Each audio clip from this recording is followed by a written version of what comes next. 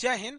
भारत से जितने लोग क्राइम करते हैं, चाहे वो फाइनेंशियल हो या कोई भी हो, चाहे मर्डर या टेरर टाइप के जितने बड़े अपराध होते हैं, इसको करने के बाद वो विदेश भाग जाते हैं। और विदेश में भी सबसे ज्यादा वो लंदन को प्रीफर करते हैं। ऐसा क्यों होता है? ऐसा नहीं है कि केवल भारत के लोग लंदन भागते हैं। पाकिस्तान के प्रधानमंत्री नवाज शरीफ के ऊपर जब भ्रष्टाचार के आरोप लगे, वो भी लंदन भाग गए। वहां के पूर्व राष्ट्रपति और जनरल परवेज मुशर्रफ, वो भी लंदन भाग गए। पूरी दुनिया से लोग अगर कहीं भागते हैं तो सीधे लंदन भाग जाते हैं। चाहे वो हमारे आईपीएल घोटाला को लेकर ललित मोदी हो, नीरव मोदी हो, या फिर विजय माल्या, ये लंदन भाग जाते हैं। इसके लिए लंदन कुछ इन लोग को बुलाता भी है। इंग्लैंड जो है इसके लिए खुद प्रेरित करता है। दुनिया के जितने फ्रॉडियर हैं, वो करोड़पति वगैरह, वो कहते हैं कि अगर आप इंग्लैंड में आकर 2 मिलियन पाउंड का अगर इन्वेस्टमेंट करते हैं, या बंगला खरीदते हैं, रेस्टोरेंट चलाते हैं, या फैक्ट्री खोलते हैं, कोई भी चीज करते हैं, तो हम आपको कुछ साल तक रहने की गारंटी दे देते हैं, चाहे आप कितना भी बड़ा अपराध किए हो। इसके लिए वो ऐसे लोगों को गोल्डन वीजा प्रोवाइड करता है, और ऐसे लोगों को उसकी जो कानून व्यवस्था थोड़ी सी अपनी आंखें बंद कर लेती है। लेकिन ऐसा नहीं है कि कोई भी सरकार या इवन भारत सरकार हाथ पर हाथ रख के बैठी है। इसके लिए भारत सरकार ने भी इंग्लैंड से तथा अन्य देशों से भी प्रत्यार्पण संधि किया है, जिसके एक्स्ट्राडिशन ट्रीटी के नाम से जानते हैं। अब ये एक्स्ट्राडिशन ट्रीटी जो है इंटरनेशनल लॉ नहीं है, ये द्विपक्षीय संबंध है। जो देश आपस में समझौता किए वही उसी पे लगता है। इसके तहत ये होता है कि अगर कोई हमारे देश का अपराधी है, दूसरे देश में भाग गया है, तो उस देश को कहा जाएगा कि तुम इसको पकड़ो और हमको दो। तो अगर देखिए, पकड़ने के लिए वो देश पकड़ेगा नहीं पकड़ेगा इसकी कोई गारंटी नहीं है। तो इसके लिए इंटरनेशनल पुलिस, शॉर्टकट में इंटरनेशनल को शॉर्टकट में इंटर, पुलिस को पोल, तो इंटरपोल के पास जाया जाता है। इंटरपोल एक नोटिस निकालती है जिसे कहते हैं रेड कॉर्नर नोटिस। और वो रेड कॉर्नर नोटिस उस देश को दिया जाता है कि देखो तुम्हारे देश में ये अपराधी खुलेआम घूम रहा है, पकड़ के दे दो। लेकिन फाइनेंशियल केस में क्या होता है कि व्यक्ति खुलेआम घूमता ही है, जैसे नीरव मोदी हो गया, विजय माल्या हो गए, ललित मोदी खुलेआम घूमते हैं। लेकिन जैसे दाऊद इब्राहिम जैसे लोग, ये लोग खुलेआम नहीं घूमते हैं। तो जो छुप के उन्हें पकड़ने के लिए रेड कॉर्नर नोटिस लाया जाता है, उसके बाद प्रत्यार्पण कराया जाता है। लेकिन जो खुलेआम घूमते हैं उनके लिए प्रत्यार्पण कराया जाता है। तो भारत ने 1992 में ही प्रत्यार्पण संधि कर लिया था। लेकिन इस संधि में कहा गया है कि किसी भी मिलिट्री लीडर को आप मतलब हम प्रत्यार्पण नहीं करेंगे। जैसे म्यांमार में क्या है, मिलिट्री ने सत्ता परिवर्तन कर दिया, बाद में आंग सांग सूकी आएंगी और आंग सांग सूकी नियम बना के मिलिट्री के रूलर को फांसी दे देंगी, तो भाग जाएगा इंग्लैंड। और इंग्लैंड कहेगा कि आप हमसे समझौता किए हैं चाहे नहीं किए, हम मिलिट्री के लीडर को नहीं देंगे। इसीलिए देखिएगा जितने भी मिलिट्री लीडर हैं जो इस तरह से भागते हैं, इंग्लैंड भाग जाते हैं। दूसरा कहा जाता है कि पॉलिटिकल लीडर्स को हम प्रत्यार्पण नहीं करेंगे। जैसे अभी जो बाइडन आए हैं, अगर मान के चलिए डोनाल्ड ट्रंप पे 20 केस लगाएंगे तो भाग आएंगे डोनाल्ड ट्रंप लंदन में। तो ये दो लोग तो सीधे सीधे बच सकते हैं, मिलिट्री और पॉलिटिशियन वाले लोग। क्योंकि आप ऐसा पॉलिटिशियन लोग भी बहुत ज्यादा कभी कभी, जैसे इंग्लैंड इसमें चाइना में क्या होता है, कोई भी अगर सी जिनपिंग के खिलाफ आवाज उठाता है तो या तो गायब कर दिया जाए तो मार दिया जाएगा। तो वो लंदन भाग जाएंगे और लंदन खुलेआम कह देगा कि भाई हम पॉलिटिकल असाइलम, राजनीतिक शरण लेने वाले को हम देते नहीं है। लेकिन अब दिया किसको जाता है, तो वैसा क्राइम करने वाला व्यक्ति जो दोनों देश में क्राइम माना जाता हो। जैसे भारत में कुछ ऐसे क्राइम है जिन्हें आप क्राइम मान सकते हैं, लेकिन बहुत वो ऐसे कानून जो है वो अमेरिका या इंग्लैंड में क्राइम नहीं माने जाते हैं। तो आप उसी संधि पर प्रत्यार्पण, उसी कानून पर होगा प्रत्यार्पण जो इसको दोनों देशों ने क्राइम की श्रेणी में रखा हुआ है। जैसे भारत में पोर्नोग्राफी बनाना एक तरह का अपराध है, लेकिन इंग्लैंड में ये अपराध नहीं है। तो दोनों कंट्री में अपराध नहीं है, तो इंग्लैंड कह देगा कि नहीं भैया हम आपको प्रत्यार्पण नहीं करेंगे। लेकिन नीरव मोदी और विजय माल्या के समय में तो दोनों देश कहते हैं कि अपराध है, बैंक का पैसा लेकर नहीं चुकाना या फर्जीवाड़ा करना दोनों अपराध है। इसके अलावा कहा जाता है कि ऐसा नहीं है कि आप आइएगा कहिएगा कि फला आदमी आपके यहाँ देश में है, हमको दे दीजिए, हम इस पर मुकदमा चलाएंगे। आपको पहले उसका प्रॉपर एविडेंस, सबूत दिखाना पड़ेगा। सबूत दिखाने के बाद आपको इस बात की गारंटी देनी पड़ेगी कि जो सबूत दिखाए हैं, जिस मामले में केस चल रहा है, जिस मामले के लिए आप इससे प्रत्यार्पण ले जा रहे हैं, आप वही केस चलाइएगा अपने देश में। ऐसा नहीं है कि भारत इंग्लैंड से ले जाइएगा नीरव मोदी को बैंकिंग फ्रॉड के लिए कि पीएनबी घोटाला किया है और वहां ले जाके मर्डर केस चला दीजिएगा। ऐसे में आपको प्रत्यार्पण नहीं किया जा सकता है। तो भारत ने ये सारे एविडेंस दिए, उसके बाद भी मामला अटक जाता है कि मान के चलिए हमने सारा एविडेंस दे दिया, लेकिन उस देश के साथ हमारा प्रत्यार्पण संधि यानी एक्स्ट्राडिक्शन ट्रीटी नहीं हुआ है, तो वो देश देने से मना कर देगा, कहेगा हम इसको क्यों देंगे, इससे तो हमको फायदा हो रहा है, ये जिस होटल में रुका है उसको रोजगार मिल रहा है, डेली इधर उधर नाश्ता चाय पानी करबे करता है, हमको फ्री में मिल रहा है, विदेश वाला को कोई क्यों लौटाएगा। तो समझौता भी होना चाहिए। तो भारत हर एक चीज किया है, समझौता भी किया है, एविडेंस सब चीज बता रहा है। इसके बावजूद इंग्लैंड जो है, आप कुछ भी कर दीजिए आपके केस को फंसा देता है, क्योंकि इंग्लैंड इस तरह जानबूझ के कहता है इंग्लैंड कि हमारा समझौता से बहस नहीं है, पहले ये कोर्ट डिसाइड करेगी कि हमें लौटाना है या नहीं, यानी जो जो चीजें जरूरी हैं ये कोर्ट में जाएगा। और ये शुरुआत करता है इंग्लैंड डिस्ट्रिक्ट कोर्ट से। अब आप बताइए भैया, डिस्ट्रिक्ट कोर्ट में 3 साल लटक जाएगा मामला। डिस्ट्रिक्ट कोर्ट अगर डिसाइड कर दिया कि नहीं भैया इनको कहाँ भेज दीजिए, भारत में भेज दीजिए, तो अब वो आदमी कहता है कि नहीं हमें भारत मत भेज दिए, वो चला जाता है हाई कोर्ट में। अब हाई कोर्ट कहेगा कि नहीं नहीं आप आपको भारत भेजना पड़ेगा। जैसे नीरव मोदी के केस में हाई कोर्ट ने इंग्लैंड का कह दिया कि नहीं आप भारत जाएंगे, तो अब ये लोग कहाँ जाते हैं, सुप्रीम कोर्ट में। लेकिन सुप्रीम कोर्ट में जाने से पहले यहाँ इन्हें एक और मतलब परमिशन लेनी पड़ती है हाई कोर्ट से कि ये मामला सुप्रीम कोर्ट के लायक है कि नहीं। तो नीरव मोदी के केस में जज ने कह दिया हाई कोर्ट का कि नहीं आप भारत ही जाएंगे, आपको ये मामला इंग्लैंड जाने मतलब सुप्रीम कोर्ट जाने लायक नहीं है। लेकिन अगर सुप्रीम कोर्ट जाने लायक रहता तो 1-2 साल और फंस जाता। तो यहाँ तो खत्म हो गया। लेकिन सबसे ज्यादा अगर किसी को बचाता है तो इंग्लैंड का एक वो है European court of human right. Europe के देशों ने ह्यूमन राइट को बहुत ज्यादा वैल्यू देते हैं और ये कहते हैं कि भाई जब तक ये कोर्ट नहीं कहेगा कि आपको किया जाए प्रत्यार्पण तब तक नहीं करेंगे। अब ये लोग छोटे से छोटे चीज को ध्यान देते हैं कि आप इनको जब ले जाएंगे तो वो जेल कैसा है, उस जेल की हॉस्पिटल व्यवस्था कैसी है, बिल्डिंग कैसा है, मतलब कहीं ना कहीं से मामला फंसा के कह देते हैं कि नहीं वो जेल ठीक नहीं है, हम आपको जाने नहीं देंगे। अभी क्या है कि नीरव मोदी के साथ अभी भी ये मामला थोड़ा सा अटक सकता है, क्योंकि उनका कहना है कि भाई जो मुंबई का आर्थर रोड है उसकी व्यवस्था ठीक नहीं है। लेकिन इनका आना एकदम फिक्स हो गया है, क्योंकि आर्थर रोड जेल में कुछ कोरोना के मरीज भी मिले थे। हालांकि अब वहां भी कोरोना के केस कंट्रोल में है और नीरव मोदी जब आएंगे तो उनको आर्थर रोड जेल के बैरक नंबर 12 में रखा जाएगा। वहां पर संजय दत्त को भी रखा जा चुका है, अजमल कसाब जैसे लोगों को भी वहां पर रखा जा चुका है। वो बहुत ही ज्यादा सेफ्टी वाला वो जेल है। अब इनका यहाँ पर आना फिक्स हो गया। लेकिन बात अटक जाती है कि कब तक हम लोग ऐसी लंबी प्रक्रिया को लेके चलेंगे। एक बार district court, high court, supreme court, फिर वहां के ह्यूमन राइट कोर्ट में जाएगा, फिर मामला अटक जाएगा। हम लोग 131 ऐसे भगोड़े लोग हैं जिन्हें हम लाना चाहते हैं, जिसमें अब तक केवल 2 ठो को लाने में कामयाबी मिली है। मतलब 1% से 2% लोग को ही हम लोग ले आ पाते हैं, बाकी को नहीं ला पाते। तो इसके लिए हमें एक लॉन्ग टाइम सोचना पड़ेगा। हमें एक स्पेशल जेल बनाना पड़ेगा जिसका नाम जेल ना लग के कोई और नाम रखा जाए। जैसे आगा खान पैलेस था, भारत में अंग्रेजों ने बनवाया था, उसी टाइप का कोई पैलेस वगैरह रखा जाए जिसमें खूब बढ़िया इंफ्रास्ट्रक्चर हो, उसका जो गेस्ट रूम की तरह उसका बेडरूम वगैरह हो, गार्डन वहां बहुत अच्छा हो, जिम वगैरह की भरपूर व्यवस्था दी जाए वहां पर, और एकदम बढ़िया योगा मेडिटेशन ग्राउंड हो अच्छे से टहलने वगैरह के लिए, हॉस्पिटल की व्यवस्था ए ग्रेड, स्विमिंग पूल से लेकर इंडोर का जितना गेम है ये सारी व्यवस्थाओं को वहां रख दिया जाए।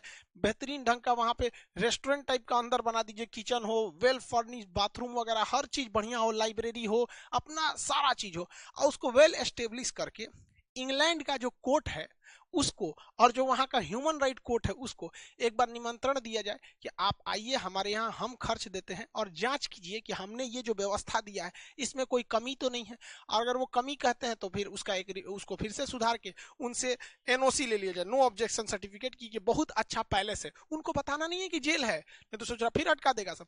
पहले उनसे सर्टिफिकेट ले लेना है और ये जितनी चीजों बनवाना है उसको कोशिश ये करना चाहिए भारत सरकार को कि उस कंपनी से दिया जाए जो इंग्लैंड की महारानी का महल बनाया है।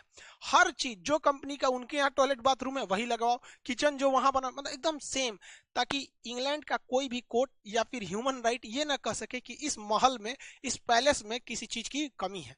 जब ये बन जाए ना तब भारत के लिए सही है। अब वहां पे प्रत्यार्पण किया जाएगा तो ये ह्यूमन राइट वाले कहेंगे कि जिस जेल में ले जा रहे हैं व्यवस्था नहीं है, तो कहा जाएगा देखिए 2 साल पहले आप ही लोग घूमने गए थे भारत में, कहते कि 1 नंबर व्यवस्था है, उसी पैलेस में ले जाएंगे, वो जेल नहीं है पैलेस है, वहीं ले जाएंगे। तो एक रास्ता ये बच सकता है हम लोग के लिए, ये काफी अच्छा है। क्योंकि वो लोग नॉर्मल जेल भारत का देखिएगा ना, तो हम ये नहीं करेंगे किसी को जेल में ले आके फैसिलिटीज दिया जाए, अरे कम से कम लाइएगा तो बढ़िया जगह रख के थूरेगा आदमी। कोई जरूरी है कि खराब जेल में थूरेगा? थूरने के लिए ऐसे ही बढ़िया जगह बढ़िया कुर्सी पे बैठा के थूरेगा आदमी, ऐसा थोड़ी कर रहे हैं कि आप थूरिएगा नहीं, लेकिन लाइए, क्योंकि इससे क्या होता है अटक जाता है, लोगों का मन बढ़ जाता है। ऐसा अंग्रेजों ने भी किया था। भारत छोड़ो आंदोलन बहुत ही विकराल रूप लेने जा रहा था 8 अगस्त 1942 को। ये वो समय था जब इंग्लैंड की कमर तोड़ दिया था जर्मनी ने द्वितीय विश्व युद्ध में। इसी बीच महात्मा गांधी ने देखा लोहा गर्म है, अभी प्रहार करना सही है, डू और डाई, करो या मरो का नारा दिया भारत छोड़ो आंदोलन में। अंग्रेज अंग्रेजों ने ऑपरेशन 0 आवर करके एक आंदोलन चलाया, मतलब एक ऑपरेशन चलाया और रातों रात सारे नेताओं को गिरफ्तार कर लिया गया। इसी में महात्मा गांधी को गिरफ्तार करके आगा खान पैलेस में रखा था। जरा इतिहास से सीखिए, क्या भारत में जेल की कमी थी? लेकिन आगा खान पैलेस में रखा और लोगों के संभावना सिंपैथी जीता कि हम महात्मा गांधी को जेल में थोड़े रखें, पूना के आगा खान पैलेस में रखें। तो भारत सरकार को भी कहना चाहिए कि हम नीरव मोदी या विजय माल्या या जो भी भारत से गए हम उन्हें जेल में नहीं डालेंगे, हम भी उन्हें पैलेस में रखेंगे। आओ तो भैया यहाँ पर, ताकि कुछ मतलब वो लोग अड़ंगा ना लगा सके। कहा जाता है ना, इतिहास से हमने यही सीखा है कि इतिहास से हमने कुछ नहीं सीखा है। इतिहास से कुछ सीखना चाहिए कि आखिर अंग्रेज पागल थोड़ी थे सर कि जो गांधी जी को महल में रखेगा सब। नहीं तो इसको काउंटर करने के लिए भारत सरकार को भी नेशनल ह्यूमन राइट्स में यह कह देना चाहिए कि कोई भी विदेशी, खास करके यूरोप का व्यक्ति या इंग्लैंड का व्यक्ति, अगर वहां कोई फ्रॉड करता है तो भारत में आ सकता है, वो भी यहाँ पे 200-400 करोड़ का इन्वेस्टमेंट कर दे, कोई दिक्कत नहीं, हम भी उसे रहने देंगे। और अगर इंग्लैंड चाहता है कि उन्हें वापस इंग्लैंड में ले जाया जाए, कोई दिक्कत नहीं है, आप भारत में आइए, हम भी लौटा देंगे, लेकिन पहले डिस्ट्रिक्ट कोर्ट में मुकदमा लड़िए, डिस्ट्रिक्ट कोर्ट के बाद हाई कोर्ट जाइए, सुप्रीम कोर्ट जाइए। अरे भाई साहब, जिस दिन इंग्लैंड को ये झेलना पड़ेगा उसे समझ जाएगा कि भारत के में क्या व्यवस्था है। जो चीज कोर्ट कचहरी में गया अटका का अटका ही रह जाता है, चाहे वो एसएससी में गया या कोर्ट में गया, ये तो अटकाने में एकदम माहिर है सब। तब इंग्लैंड को समझ में आएगा कि नहीं भाई, हमारा दर्द नहीं है, तुमको बहुत मजा मिलेगा। ऐसा करना चाहिए, क्योंकि हाथ पे हाथ रखेंगे ना कोई फर्क नहीं पड़ता है इंग्लैंड वगैरह को। ये सब आज क्या सुधरे हैं सर? यही साले हैं सब ना जिन्होंने 200-200 साल तक गुलाम बना के रखा, लोगों को कोड़े से मारा। आपको क्या लगता है इन सालों में इंसानियत है? जलियांवाला बाग यही ना कराए थे सब, आज टाई पहन के घूमता है सब। ऐसा नहीं है सब, वो भारत की श्रेष्ठता है, देख रहा है सब कि भारत से ऐठेंगे तो अब काम नहीं चलेगा, वरना आज मौका मिले तो आज ये कचल डालेंगे सब। 2003 की घटना है, रूस के 2 बड़े बड़े उद्योगपति थे, वो रूस को छोड़कर भाग गए इंग्लैंड में, और रूस ने बहुत कोशिश किया, इंग्लैंड को मनाया कि भाई वो हमारे यहाँ से लोन लेके भागा है, उसको दे दो तुम हमको। लेकिन यहाँ इंग्लैंड कहता नहीं, इसको पहले डिस्ट्रिक्ट कोर्ट में केस चलेगा, फिर हाई कोर्ट में चलेगा, दोनों में केस ये जीत गया। अब ह्यूमन राइट वाले कह सके आपके यहाँ जेल में व्यवस्था नहीं है, पुतिन ने कहा ठीक है कोई बात नहीं, मत दो, हमको चाहिए भी नहीं। पुतिन ने 2003 में अपने जो जासूस थे, हर देश के जासूस होते हैं जैसे भारत के जासूस होते हैं, अपने जासूसों को इंग्लैंड भेजा, पता कराया कि ससुराल दोनों बिजनेसमैन रहता कहाँ से। वो दोनों होटल में जिस रहते थे उसमें वो जो जासूस वेटर का काम किए सब और जहर दे दिए सब, अगले दिन दोनों लोग मरे हुए मिल गए। जैसे ये घटना रूस में फैली, रूस का कोई भी आदमी अब पैसा लेके लंदन नहीं भागता है, तो भारत सरकार को भी ऐसा करना चाहिए। हम ये नहीं कह रहे हैं कि ऐसे बड़े बड़े उद्योगपति को जहर देके मार दीजिए, लेकिन बहुत से अपराधी भी हैं जो भारत से गए हैं, चाहे वो 1993 का बम धमाका हो, चाहे गुजरात कांड हो, चाहे वो बड़े बड़े मर्डरर हो, वो इंग्लैंड भागे हैं। तो कम से कम इन लोग के लिए प्रत्यार्पण संधि मत मंगाइए। हमारे जो रॉ के एजेंट है सब या फिर आईबी के हैं, इनको भी कुछ मौका दीजिए, इनके हाथों में जंग लग रहा है, कितने साल हो गए कि ये लोग कोई अपना कारनामा नहीं दिखाए। 1-2 बार ऐसा होगा ना तो भारत से भी वहां लोग जाने में थोड़ा सा कतराएंगे। और कौन सा हमें खुलेआम AK-47 लेके जाना है? कुछ मोसाद से सीखा कीजिए लोग भाई साहब, कि हम लोग की भी इन रॉ वालों को कुछ छूट दीजिए। देहात में कहावत कहते हैं, भय बिना प्रीत कहां, अगर डर खत्म तो प्रेम खत्म हो जाता है। इसका एग्जाम्पल देखिए, यूएसए के पास इतना ज्यादा हथियार, इतना पैसा, सब कुछ है कि अगर अमेरिका से कोई भी व्यक्ति भागता है इंग्लैंड में तो उसमें से 95% लोगों को यह प्रत्यार्पण करके वापस बुला लेता है।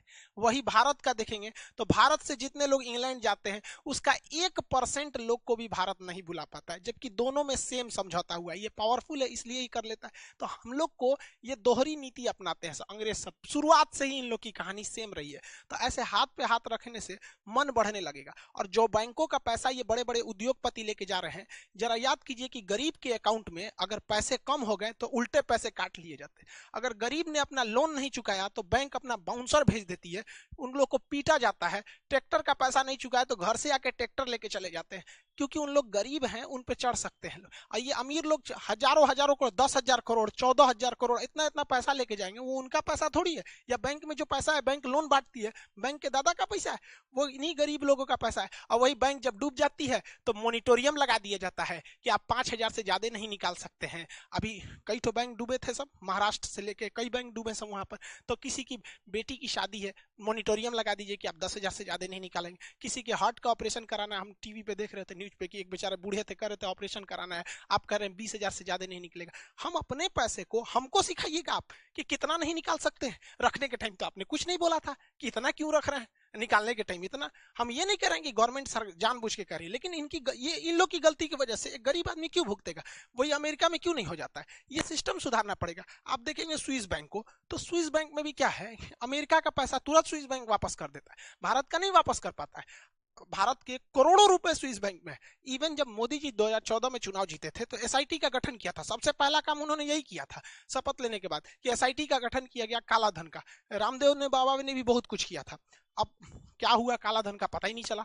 अब काला धन के लिए स्विस बैंक ने भारत के लगभग 200 लोगों का नाम बताया था कि ये लोगों का काला धन है। उस समय विदेश मंत्री सुषमा जी थी और वित्त मंत्री जेटली जी थे। अब ये दोनों लोग नहीं है और 200 लोगों का नाम कहाँ गया पता ही नहीं चल पाया। तो खैर ये स्विस बैंक में पैसे कैसे रखे जाते हैं इस एक अलग टॉपिक है, इस पर कभी और चर्चा करेंगे। आई होप आप ये समझे होंगे कि लोग इंग्लैंड ही क्यों जाते हैं। आपका क्या राय है, भारत को सख्त नीति अपनानी चाहिए या भारत को एक अलग से प्रत्यार्पण जेल बनाकर हर सुविधा दे देनी चाहिए ताकि उन लोग को कोई बहाना ना मिले? ऐसा करना चाहिए या नहीं, आप कमेंट करके बताएंगे। मिलेंगे नेक्स्ट क्लास में। जय हिंद।